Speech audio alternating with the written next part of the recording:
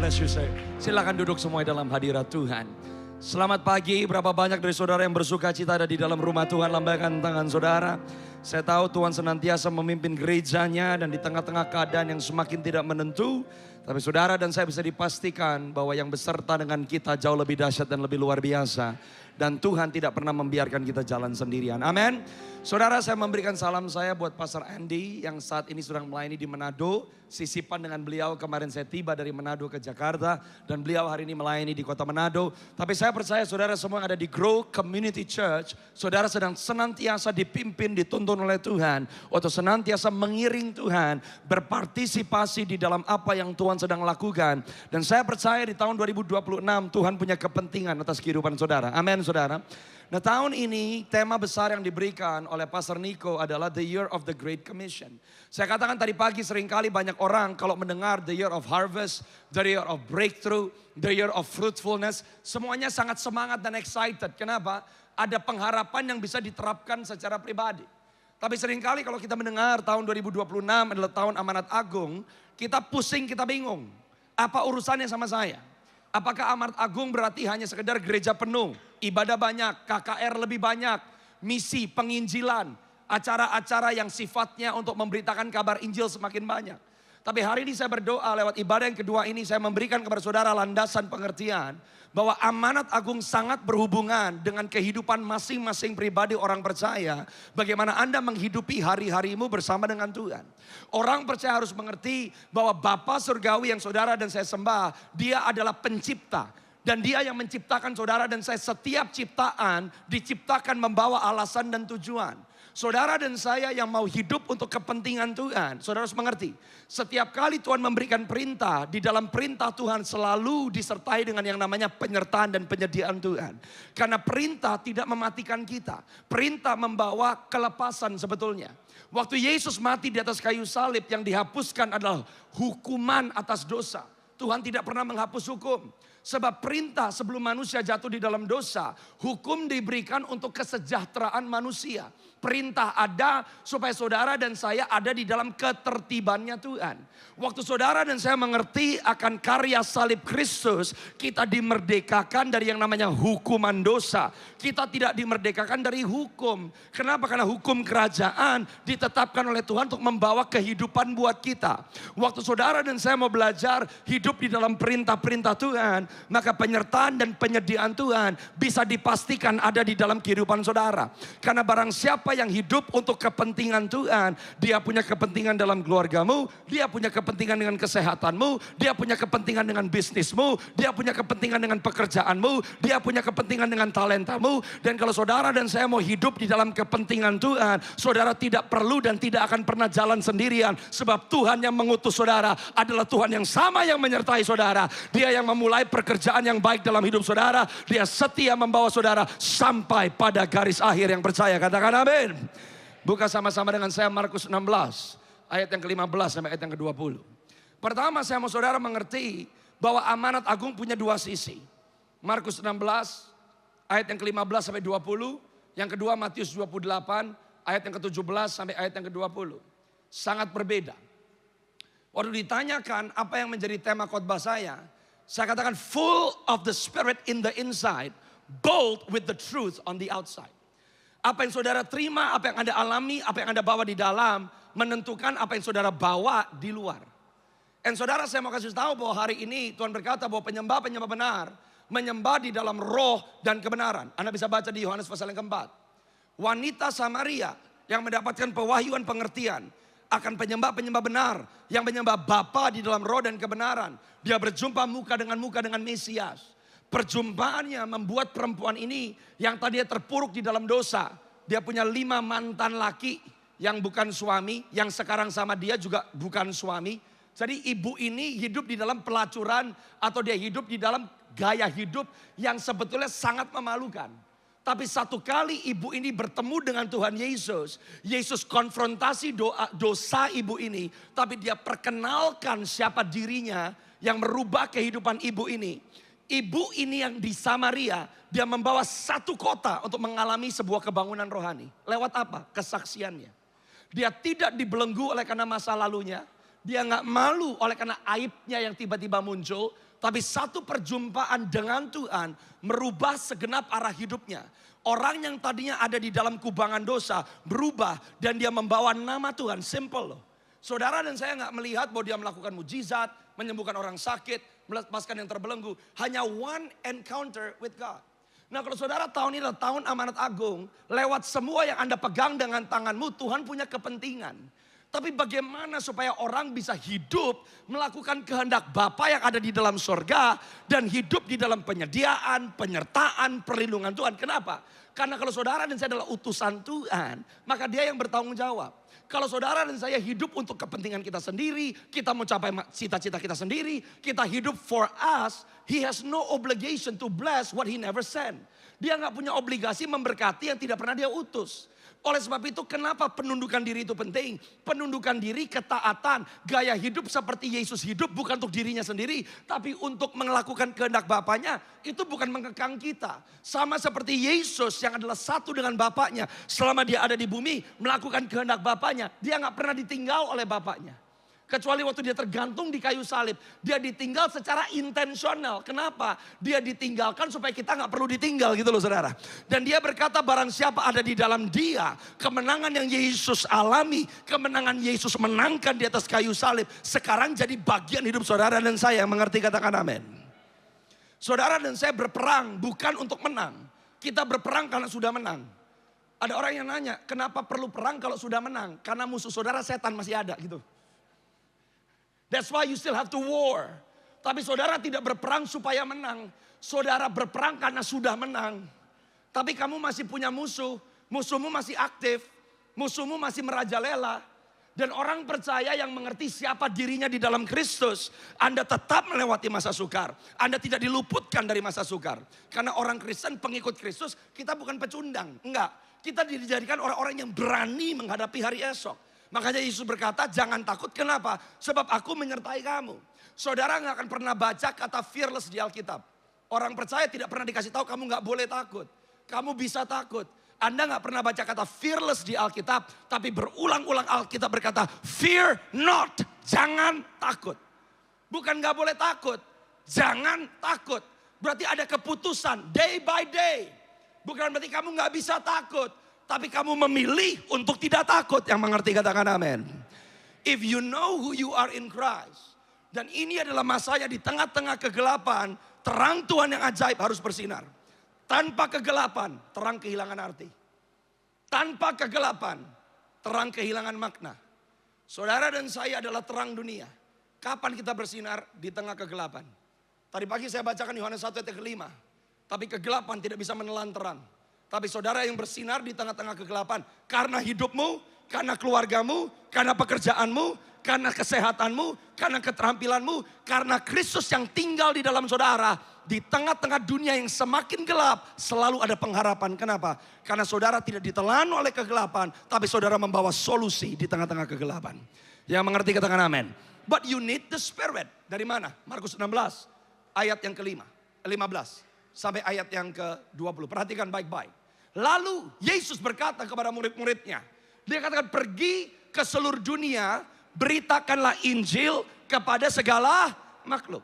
Kalau di Markus 16 Anda akan baca satu kata yang namanya preach. Beritakan. Di Matius 28 Anda gak ketemu kata beritakan. Preach. You speak with authority. Anda declare. Ini gak ngomong khotbah. Bukan. Kenapa? Lihat ayatnya baik-baik. Beritakanlah Injil kepada segala, bukan semua manusia, creatures. Kenapa banyak orang seringkali kamu gak bisa bersaksi kepada orang lain? Kamu gak tahu mau ngomong apa. Kamu udah ngomong sampai lidahmu udah mau keluar, mulutmu udah mau doer, ludah udah kemana-mana. Orang gak mau dengar. Kenapa? Karena preaching is not in the flesh, preaching is in the spirit. Saya pernah tanya sama Tuhan, kepenuhan Roh Kudus opsi atau tidak? Kalau saya masih bisa menyenangkan hati Tuhan, melakukan perintah Tuhan tanpa kepenuhan roh, kenapa saya harus kepenuhan roh? And the Holy Spirit replied me, it's not an option. Saudara harus tahu, 2 kali murid Yesus mengalami perjumpaan dengan Roh Kudus. Murid-murid Yesus 3,5 tahun mengiring Tuhan. Ngeliat 5.000 orang dikasih makan, laki belum hitung perempuan dan anak. dengan 5 roti dan 2 ikan. Mereka ngelihat pakai mata kepala. Petrus bahkan jalan di atas air. Koin bisa muncul di dalam mulut ikan. Mereka ngelihat yang timpang berjalan, yang tuli mendengar, yang buta melihat. Tapi waktu Yesus ditangkap, waktu Yesus disesah, semuanya kabur. Kita bisa lihat mujizat, nggak bikin kita bisa mengikut Yesus. Kita bisa ngelihat perkara ajaib, tidak membuat kita bisa setia. Sampai Anda baca di Yohanes 21, Yesus menghembusi murid-muridnya dengan Roh Kudus. Kenapa saudara perlu Roh Kudus? Tanpa Roh Kudus, kita nggak bisa percaya dengan benar. Tanpa Roh Kudus, kita nggak bisa setia. Tapi setelah Yohanes 21, murid-murid dihembusi Roh Kudus. Kenapa di Kisah Rasul 2, mereka tetap harus menantikan janji Bapa dan mereka mengalami yang namanya the baptism, the outpouring of the Holy Spirit. Roh Kudus yang ada di dalam saudara memampukan engkau dan aku untuk bisa setia mengiring Yesus. Kenapa harus punya karakter Kristus? Karakter Kristus bukan supaya bisa pamer depan orang.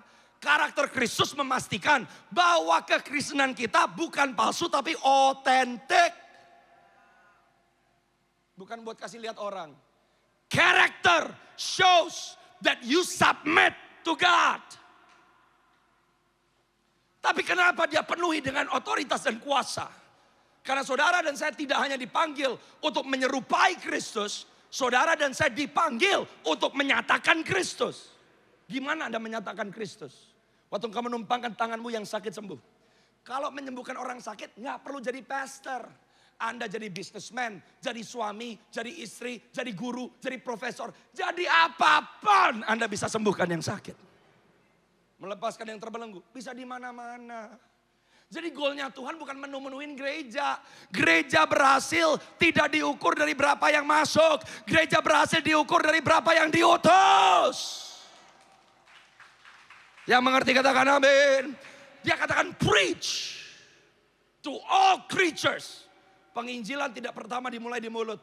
Penginjilan dimulai di dalam roh. Karena kamu bukan melawan darah dan daging. Kamu gak ngelawan orang, kamu gak mencoba untuk mengconvince orang. Ayo percaya, no. Speak to the Spirit. Kalau saudara dan saya punya Roh Kudus, karunia roh mulai beroperasi. Anda bisa melihat yang kasat mata gak bisa ngelihat. Maka apa yang engkau ikat di bumi terikat di sorga. Yang kamu lepas di bumi terlepas di sorga. I experience 2025. Saya ngeliat ada gondok di leher seseorang. Lenyap seketika. Gak usah ngomong banyak. Orang itu langsung tahu. My God, Jesus is alive. Tahun lalu saya lihat ada orang punya kanker tulang punggung. Kankernya lenyap. Dicek ke dokter. Dan dokter memverifikasi. Your cancer is gone. Why? Saudara dan saya disertai dengan kuasa. Karena saudara dan saya punya mandat. Preach to all creatures. That's why you need the Holy Spirit. Roh Kudus gak bikin kita cuma bisa bahasa roh. Galatia 5:20 berkata, barang siapa dipenuhi oleh roh, maka hidupmu dipimpin oleh roh yang mengerti, katakan amin. Ayat yang selanjutnya, 16, 17, 18, 19, 20. Siapa yang percaya, ada konsekuensi. Dan dibaptis akan diselamatkan, tetapi siapa yang tidak percaya akan Yang saudara bawa bukan salah satu jalan, yang saudara bawa adalah satu-satunya jalan. Ada resiko? Ada. Yang bikin kita kuat apa? Spirit. Karena dunia akan semakin menentang kebenaran. Dunia gak setuju dengan kebenaran. Kenapa kita harus sangkal diri? Karena waktu kita mau melakukan kehendak Bapa, kenapa kita butuh pertolongan Roh Kudus? Karena ada korban yang harus ditaruh di atas altar. Apa itu? Reputasi diri. Kenyamanan pribadi. Bisalah mengertikan orang. Karena berita yang kita bawa ada konsekuensinya. Bukan kalau lu mau terima ya silakan. Lu gak mau terima ya puji Tuhan. It has a consequence. Kebenaran punya konsekuensi. Ketidakbenaran juga punya konsekuensi. Ayat yang selanjutnya. What's this? Alkitab berkata tanda. Signs will follow you. Akan menyertai orang-orang yang percaya. What will they do? Mereka mengusir setan. Berarti ada perlawanan gak? Ada. Orang gak mungkin bisa melakukan amanat agung. Kalau saudara dan saya gak kuat di dalam roh. Kenapa dia kasih Roh Kudus? Diingetin berkali-kali. You need the Spirit. Saudara, banyak gak orang karismatik? Pernikahannya babak belur? Banyak. Banyak gak pendeta karismatik punya karunia, tapi korupsi, bahkan tidurin istri orang lain? Banyak. Sekali lagi saya bilang, karakter gak ada urusannya sama karunia. Karakter is how you live before God. Karunia gak ada urusannya bagaimana Anda berkenan di hadapan Tuhan. Karena karunia untuk melakukan pekerjaan Tuhan. Karunia diberikan bukan untuk memvalidasi orang yang beroperasi dalam karunia. Karunia diberikan menyatakan kasih Tuhan untuk orang-orang yang dilayani oleh karunia tersebut. Jadi ada orang bisa menyembuhkan orang sakit, yes bisa. Karunia gak dicabut, tetap bisa masuk neraka gak? Bisa. Anda harus bisa pisahkan. But he gives the sign. Lah sekarang banyak orang yang udah kepenuhan roh berbondong-bondong meninggalkan. Gak perlulah. Yang penting relevan, yang penting bisa diterima. No.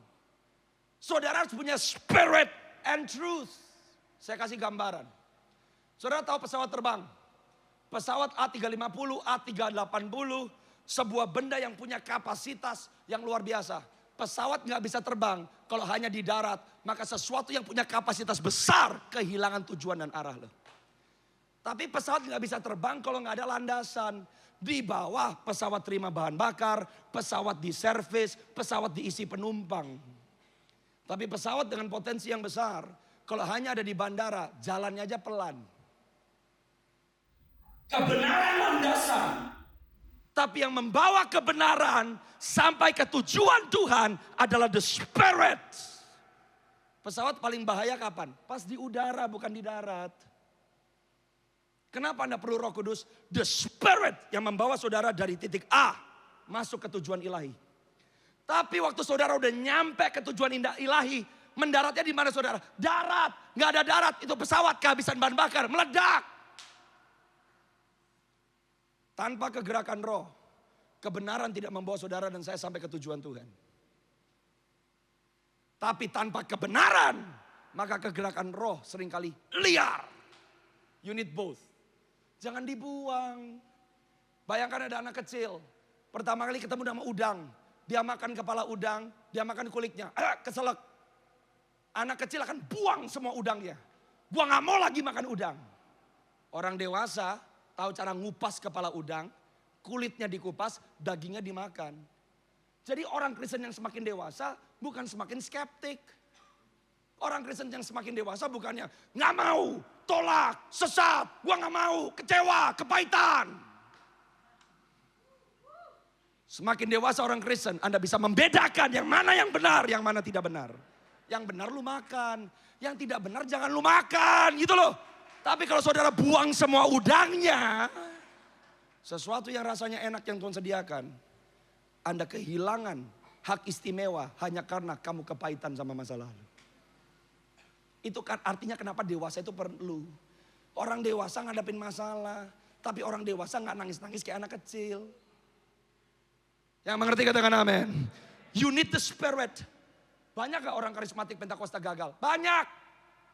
Tapi saudara gak bisa pungkiri dari 1900. Pencurahan Roh Kudus di Azusa Street sampai hari ini. Injil menuju ke seluruh pelosok dunia. Karena apa?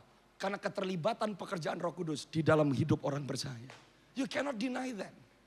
Jadi saudara dan saya harus makin dewasa. Makin dipimpin oleh roh, harus makin tertanam di dalam kebenaran. Kalau nggak ada landasannya, muter-muter di atas, berbahaya saudara. Yang mengerti katakan amin. Tadi pagi saya bukakan Matius 24. Akhir zaman akan banyak nabi palsu. Kalau ada nabi palsu, butuh nabi asli. Nggak usah fokus sama nabi palsunya. Yang mengerti katakan amin. Saudara dan saya jadi nabi yang asli. Jangan ketakutan sama yang palsu. Nggak ada yang palsu kok nggak ada yang asli. Haleluya. Saudara dan saya di pihak yang asli, bukan yang palsu. Full of the Spirit and full of truth. Mereka berbicara dengan bahasa yang baru bagi mereka.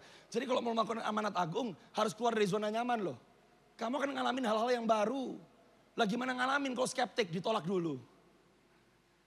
God always does new things. That's why you need discernment. Kenapa Roh Kudus memampukan saudara bisa membedakan yang mana yang benar, yang mana tidak benar. The Spirit will lead you into the unknown. Makanya iman, landasan itu iman. Iman aja bisa ada di dalam karena pekerjaan Roh Kudus. Ada yang lihat Yesus tersalib, ada yang pegang pipinya, ada yang cium dia, ada yang pegang tangan yang berlubang. Enggak, kok bisa percaya? Karena Roh Kudus. Lah kalau sesuatu yang terjadi ribuan tahun yang lalu, saudara bisa percaya dengan yakin. Kenapa Anda gak bisa percaya dengan makananmu di hari esok? Kenapa gak bisa percaya dengan masa depanmu di tahun depan? Para saudara dan saya sudah menerima mujizat yang paling besar. Anda gak lihat tetapi percaya. Kenapa percaya? Karena Roh Kudus. Yang mengerti katakan amin. Ayat yang berikutnya, watch this. Kita berkata ayat yang 18. Mereka akan memegang ular. Kamu akan ketemu sama bahaya. Orang Kristen akan ketemu dengan roh jahat. Kamu akan ketemu dengan hal-hal yang gak enak. Hal-hal yang mengancam. Sekalipun mereka minum racun maut. Kamu akan ketemu dikhianatin orang. Ditusuk dari belakang. Kamu akan ketemu dikecewakan sesama orang Kristen. Tetapi mereka gak akan mendapat celaka. Saudara dan saya yang mau melakukan amanat agung. Kalau saudara dan saya mau penuh dengan roh, bukan berarti hidupmu mulus. No. Dia gak pernah janji Anda gak lewat lembah yang kelam. Tapi dia berjanji lewat lembah yang kelam sekalipun kamu gak akan takut bahaya. Kenapa? Dia ada di situ bersama dengan saudara. Mereka meletakkan tangannya. Katakan sama-sama dengan saya tangannya. Jadi yang mau dipakai apa? Tanganmu. Angkat tanganmu. Tanganmu yang berbisnis. Tanganmu yang punya usaha. Tanganmu yang terampil. Itu yang mau dipakai Tuhan. Jadilah orang-orang yang siap diutus dimanapun. Full of the Spirit. Banyak pahlawan iman. Bukan pendeta, bukan pengkhotbah. Tapi setiap hari dengan tangan mereka. Apa yang mereka lakukan? Mereka melepaskan yang terbelenggu. Mereka jadi berkat. Itu pelayanan yang sejati. Makanya bedakan pekerjaan pelayanan dengan pelayanan. Khotbah ini pekerjaan pelayanan. Bukan pelayanan. Pekerjaan pelayanan kita bisa berbeda-beda. Tapi pelayanan kita sama. Apa pelayanan kita? Menyingkapkan siapa Yesus yang tinggal di dalam kita. Nggak ada yang bisa memisahkan kita, nggak bisa bedain kita kok. Mau pendoa kek, mau pendeta kek, mau dokter kek, mau lawyer kek, mau guru kek, ibu rumah tangga kek. Yang membedakan kita cuma fungsinya. Tapi identitas kita sama. Siapa kita? Tebusan Kristus, anak-anak Allah. That's it. Waktu Anda menumpangkan tangan kepada orang sakit, maka orang itu akan apa saudara? Sembuh. You need power. Look at ayat 19 dan 20. This is awesome. Kenapa Yesus perlu ke surga? Sesudah Tuhan Yesus berbicara demikian kepada mereka. Terangkatlah ia ke surga. Lalu duduk di sebelah kanan Allah. Kenapa dia ada di situ? Kenapa dia harus duduk di posisi yang paling tinggi? Ayat yang ke-20.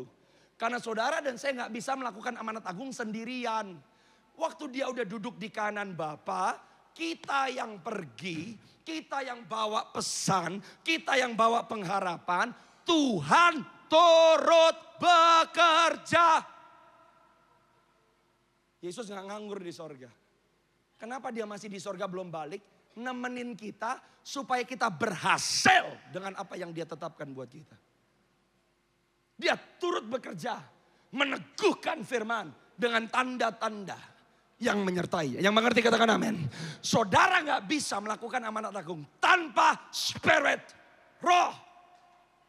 Karena Anda gak melawan darah dan daging. Tuhan butuh orang-orang yang tahu identitasnya. Sehingga apa yang kamu ikat di bumi terikat di sorga.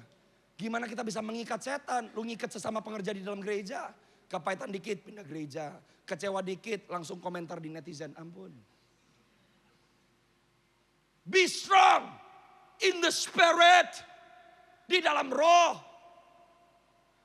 Anda bukan anggota gereja yang datang seminggu sekali. Kita tentara Tuhan. Dia kasih Roh Kudusnya. Karena dia punya kepentingan dalam hidup saudara. Sekarang lihat Matius 28. Ayat 17 sampai 20. Ini yang susah. Memuridkan. Rubah kultur. Pemuridan bukan kelas. It takes time. Orang bisa lahir baru. Anak lahir, anak kecil. Belum tentu jadi dewasa. Saudara mimpin orang untuk terima Yesus. Itu baru titik awal. Yang lahir masih anak. Tapi yang dia cari mempelai. Gak ada orang jadi mempelai kalau gak jadi dewasa. Makanya orang bilang gini, kenapa ya pastor setelah kenal Yesus, hidup saya mulai banyak masalah. Good, karena kamu udah pindah kerajaan. Operating sistemnya ganti. Banyak orang merasa, lah tapi aku udah masuk ke kerajaan Allah. Smooth dong, kagak. Lu baru masuk. Baru di pintu depan. Belum masuk sampai dalam-dalam. Makanya ini sekarang jadi landasan. Pelita bagi kakimu dan terang bagi jalanmu. Coba lihat. Ketika melihat dia, mereka menyembah. Tetapi beberapa orang apa saudara? Anda bisa ibadah tapi masih ragu. Ibadah hari Minggu, ragu. Nyanyi haleluya 10 kali, 100 kali, 1.000.000 kali, masih ragu. Pelayanan ibadah 1, 2, 3, 4, gak usah tidur, 10 ibadah, ragu. Karena menyembah bukan aktivitas. Mereka datang menyembah, but yet ragu. Ayat selanjutnya. Tapi Yesus berkata, Yesus yang kepada yang ragu, dia kasih tahu dulu, I'll tell you who I am. All authority, semua kuasa, langit, bumi yang ada di dalamnya. It's mine. Masuk tahun 2026, jangan besarkan masalahmu. Besarkan Tuhan yang memanggil engkau dengan namanya. Yang mengerti katakan amin, saudara. Anda gak bisa lakukan amanat agung. Kalau cara berpikirnya, gak bisa, gak mampu, siapa aku, siapa yang mau benar. You cannot. Fix your eyes on Jesus. Yesus bilang, kalau ngeliat hidupmu sendiri, hopeless, lihat aku. Look at me. All authority diberikan kepadaku. Ayat yang 19. Kali ini lihat. Karena itu pergi dan apa saudara? Jadikan. Yang disuruh jadikan apa? Bangsa. Di dalam bangsa ada pemerintahan. Ada perekonomian. Ada edukasi. Ada keluarga. Ada media. Ada entertainment. Amanat agung bukan hanya KKR. Amanat agung adalah orang Kristen, orang percaya. Yang terampil, yang diurapi, yang kerjanya jujur, berintegritas. Dimanapun engkau berada, engkau bersinar seperti bintang. Karena ada engkau merubah situasi, bukan dirubah oleh situasi. Baptize, rendam, kasih mereka ngeliat, kasih mereka ngalamin. Bapa yang ada dalam hatimu, anak yang tinggal dalam kamu, Roh Kudus yang ada dalam hidupmu. Anda cuma perlu bersaksi. Bersaksi bukan apa yang pendeta khotbahkan. Bersaksi apa yang saudara sudah pelajari. Karena saudara punya hubungan dengan Tuhan yang memanggil saudara. Simple ya. Jadi untuk melakukan amanat agung perlu sekolah khotbah? Nggak perlu. Apa yang kamu alamin, saudara dan saya nggak bisa ngasih yang kita nggak pernah alamin. Dan kuncinya adalah just give what you have. Dan kapan Anda terima sesuatu dari Tuhan? Waktu saudara ngalamin, waktu sakit baru kenal Jehovah Rafa yang menyembuhkan. Waktu sempat kekurangan baru ketemu sama Jehovah Jireh yang menyediakan. Waktu Anda dikhianati, ditinggal sama orang yang paling dekat dengan saudara, baru Anda alami Jehovah Shammah yang nggak pernah mengerjakan, yang tidak pernah meninggalkan saudara. Artinya apa saudara? Di tengah-tengah kegelapan itu adalah masa yang paling baik. Di tengah-tengah problemmu, masalah yang belum kelar, jangan lihat masalahnya. Di tengah-tengah kegelapan, di situ terang Tuhan terbit atasmu. Waktu saudara menghadapi yang nggak enak, jangan takut, jangan kabur, jangan lari. Terang tidak pernah dikalahkan oleh kegelapan. Tapi tahun 2026 alami terang Tuhan di tengah-tengah kegelapan yang kau alami. Ya, mengerti katakan amin. Ayat yang selanjutnya. Ayat yang terakhir. Kalau di Markus 16, preach. Kalau Matius 28 bukan preach, apa itu? Teach. Preach, teach, preach, teach. Kalau gereja hanya sibuk menuin tempat dengan orang yang datang ke gereja. Tapi bangsa gak berubah. Kenapa? Yang menguasai ekonomi, yang punya pengaruh, bukan anak Tuhan. Lah kitanya di gereja masih ngemis-ngemis, Tuhan tolong saya, Tuhan tolong saya. Jangan sesali hidupmu, jangan kasihani dirimu sendiri. Karena kamu bukan hanya orang bertahan. Tuhan berkata kamu lebih dari pemenang. Come on. Tahun ini mau kau berkata, yang ada padaku Tuhan, use it for your glory. Kalau Tuhan masih punya kepentingan dengan kesehatanku, sembuhkan aku. Kalau Tuhan punya kepentingan dengan uangku, then you need to bless me. Karena kalau Anda gak diberkati, Anda gak bisa memberkati. Saya ngomong tadi pagi, kerendahan hati bukan untuk Anda terpuruk. Terpuruk, Anda lagi jatuh, difitnah orang, dimaki orang karena perbuatan sendiri. Itu namanya bukan kerendahan hati. Kamu menuai apa yang kamu tabur. Kapan orang rendah hati? Pas kamu di tempat tinggi. Waktu Anda dipromosi, Anda diberkati, Anda copot mahkotamu, kamu taruh di kaki Tuhan. Anda berkata, to Jesus be the glory. Itu kerendahan hati. Kenapa dia mau menyertai saudara? Karena dia punya kepentingan dengan hidupmu. Karena saudara dan saya adalah orang-orang yang membawa kebenaran. Lewat bisnismu, ajarin orang lain. Kalau Tuhan pulihkan ekonomiku, He can do the same with you. Gue ajarin. Kalau Tuhan bisa berkati bisnismu, aku ajarin. Itu namanya pemuritan. Teach them. Rumah tanggamu pernah hancur, Tuhan pulihkan. Ngomong sama couples yang lain. Yang relationshipnya di ambang perceraian. Kalau Tuhan bisa lakukan buat aku, He can do it with you. Teach. Dan ketahui Tuhan berkata apa? Aku menyertai kamu. Bukankah kita selalu berkata, Tuhan, I want more of your presence. Aku mau hadiratmu. Aku mau penyediaanmu. Penyediaan penyertaan Tuhan ada di dalam perintah Tuhan. Perintah bukan mengekang. Amanat agung bukan beban. Nantilah. Saya masih butuh terobosan. Makanya gak nerobos-nerobos. Melayani, nantilah. Wrong. Yesus berkata, kamu coba memperoleh hidup, kamu kehilangan. Kamu rela kehilangan. Kamu mendapatkan segalanya. Saudara, mau gak tahun 2026? This will become your year.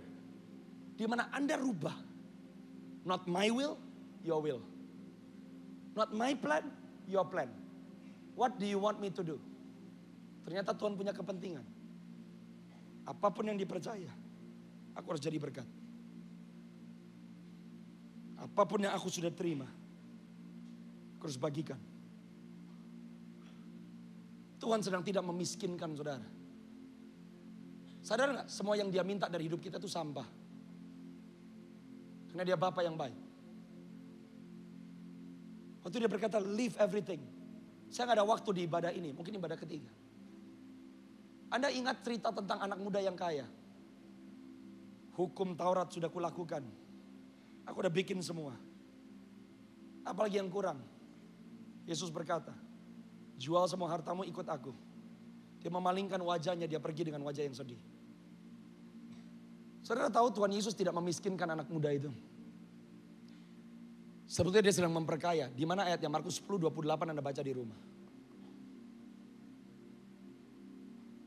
Tanpa Yesus jadi yang nomor satu, kekayaan anak muda itu mematikan.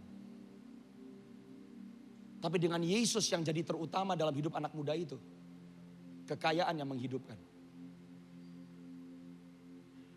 Tuhan punya kepentingan dengan hidup saudara dan saya.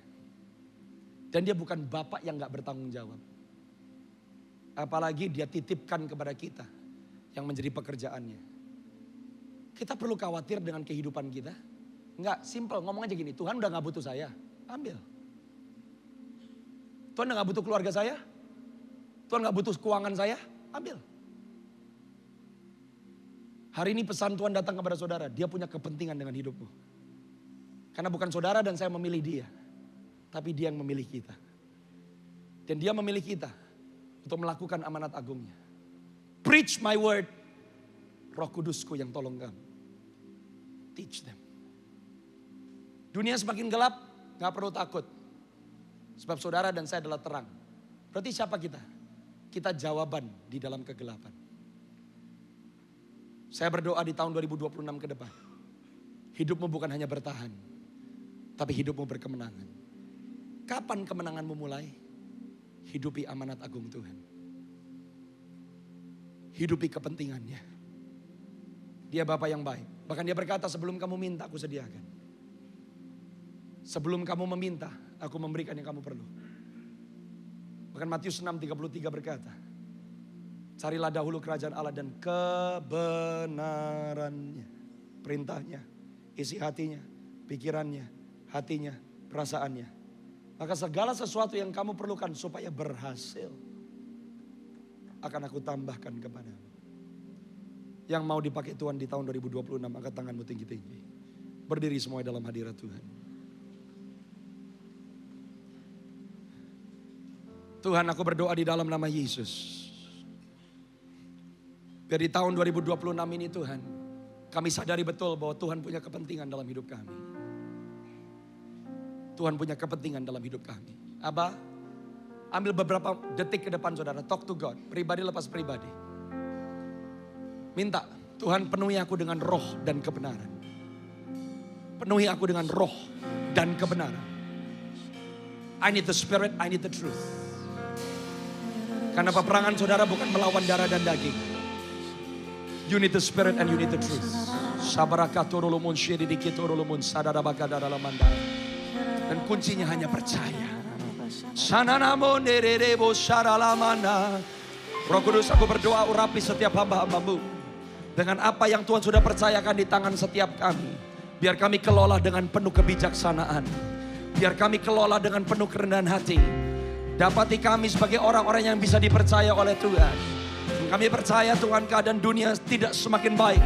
Tapi Tuhan, terang Tuhan yang ajaib sudah terbit atas setiap kami. Dan aku berdoa setiap jemaat yang ada di Grow Community Church dimampukan Tuhan. Sekarang angkat tanganmu tinggi-tinggi. Mulai sembah Dia, saudara. Mulai tinggikan nama Yesus. Mulai besarkan nama Yesus dalam hidupmu. Roshadaralamana. Shikaralalamandaralamoshe. Aku berdoa, yang lemah Tuhan kuatkan hari ini.